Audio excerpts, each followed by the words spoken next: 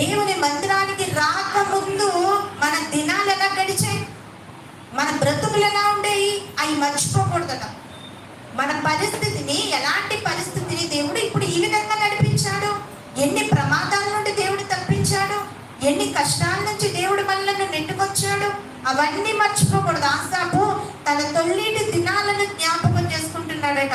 ఎప్పుడైనా సరే ఒక వ్యక్తి అభివృద్ధి చెందిన తర్వాత తన తొల్లిటి దినాలు మర్చిపోకూడదు.